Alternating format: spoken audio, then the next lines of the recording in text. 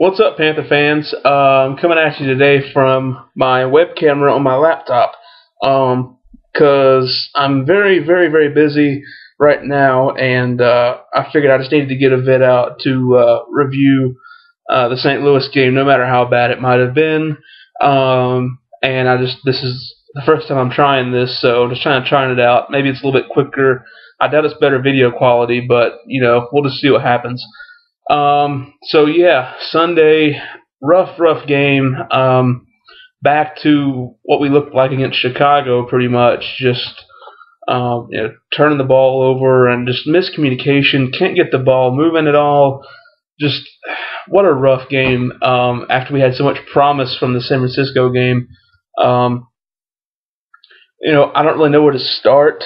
Well, I'll start with the defense because the defense showed up again and hasn't really failed us too much this whole season. But really, I have to praise the defense because they've played well.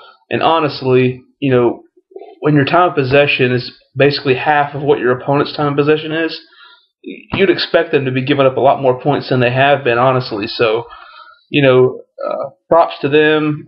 Keep doing what you're doing because the offense just isn't getting it done. That's plain and simple. Bottom line, that's it. Sure, Bradford had a decent game. He looked good, but he didn't get anything downfield on us. And what else can you do on defense? I mean, you can't do but so much. It would have been nice to have him take back a pick or something for a touchdown, or recover a fumble for a touchdown or something like that. And they didn't force turnovers like they have been, which that's one negative. But really, I mean, they've done decent, so that's really, I can't complain about them. But the offense, just my gosh, right back to where we were. Took a step back, actually 2 steps back, probably. Matt Moore just looked awful in this game. Of course, the offensive line wasn't helping him out that much. He was getting pressured like crazy. But still, you can't throw 3 picks like that. And the one on the flea flicker, the first play, I mean, I commend them for, trying to be creative and, coming up with a trick play here and there, which they did too, which is really uncharacteristic. But really, they should do one at a time when it's not more expected, I guess. You can't come right out of the gate, very first play, and try to go for a flea flicker. I mean, if they would have ran some for it first and tried to soften them up a little bit and then throw that in, it might have been something. But, comes in, goes for the flea flicker, and then, back foot throw, easy pick to Laurinaitis. By the way, I think anybody really needs a guy named Laurinaitis on their team. That's just a great football name. But, that's neither here nor there. But, just, gosh, 3 Matt Moore interceptions. No communication at all between Matt and the receivers. I don't know what was going on. Just, where was all that progress we made against San Francisco? Where was it? LaFell made his first touchdown catch of the year, but then, of course, some say, well, it was in garbage time. They were playing prevent defense on us. But, touchdown's a touchdown, I guess, because Dwayne Jarrett never caught one until the very end of last season, so at least he's ahead of his pace. But David Geddes, no catches, and that disaster of an end-around play. That's twice we've tried to run an end-around with him, and he's failed miserably both times at it. So maybe you just need to take that out of the playbook for a while. But our offense looks like a team that's going through the motions and has just ran out of options. Read an article that said John Fox has run out of ideas to score points, and if that's the case, then we might as well just phone it in, because I don't see how the defense can be playing so well, but the offense is so horrible. I mean, is it Jeff Davidson? Is it Coach Fox? Is it just a fact that we got so much youth on this team that they don't really seem to have it together? And I think it's probably a combination of those things. The big news going on right now is that Randy Moss, of course, was waived by the Vikings in a shocker of a move. Can't really believe that. They just gave up a 3rd-round pick for him 4 weeks ago and already cut him. I mean, some of you guys complain about wasting a draft pick on a player. That's probably the biggest waste of a decent draft pick I've ever seen. But it would be good if we signed him and he put some butts in the seats and maybe made things a little exciting for a couple weeks. Who knows? And we are second on the waiver order, and I don't think the Bills will claim him. I don't see that happening, but we won't. I highly, highly doubt that we do. It's just not characteristic for our team right now.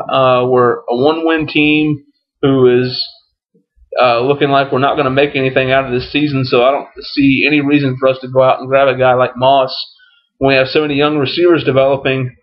I just don't see it. Not to mention his $6 million+ salary for this year that I guarantee that Richardson will not want to pick up. I just do not see it happening.